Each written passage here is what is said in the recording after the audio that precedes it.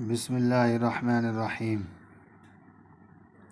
قل یا عبادی الذین اسرفوا علی انفسهم لا تقنطوا من رحمت اللہ ان اللہ یغفر الذنوب جميعا انہ هو الغفور الرحیم۔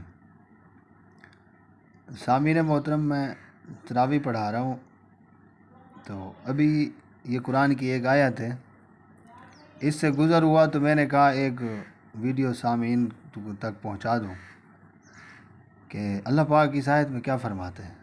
اللہ پاک فرماتے ہیں، اے نبی کہہ دیجئے میرے ان بندوں کو الذین اسرفوا علی انفسہم، جنہوں نے اپنے نفس کے اوپر زیادتیاں کر رکھی ہیں، لا تقنطوا من رحمت اللہ، ان سے کہو میری رحمت سے مایوس نہ ہو۔ ان اللہ یغفر الذنوب جميعا انہ هو الغفور الرحیم، اللہ تمہارے تمام گناہ بھی معاف کرے گا اور وہ تو ہے ہی بخشنے والا مہربان۔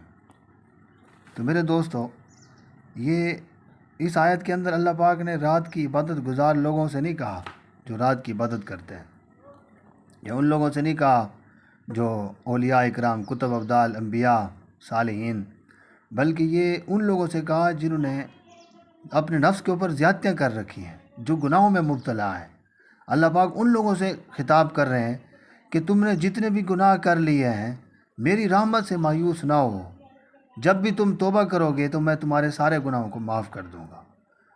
تو میرے دوستو، بہتر یہی ہے کہ ہم اللہ کی طرف رجوع کریں، اور پوری کائنات کے کارساز بھی اللہ پاک ہی ہیں۔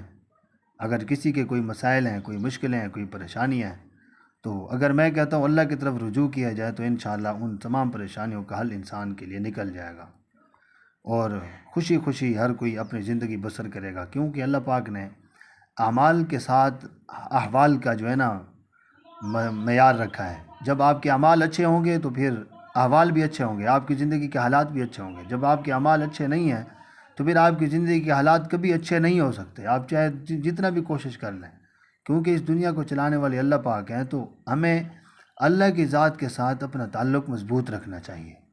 تو یہ دیکھیں قرآن پاک کی آیت ہے، اللہ پاک خود فرما رہے ہیں، اے میرے بندو جنہوں نے اپنے نفس کے اوپر زیادتیاں کر رکھی ہیں، میری رحمت سے مایوس نہ ہو، میں تو ہوں بخشنے والا مہربان، میں تمہارے سارے گناہوں کو معاف کروں گا، صرف توبہ کرو اور میرے سامنے پیش ہو جاؤ۔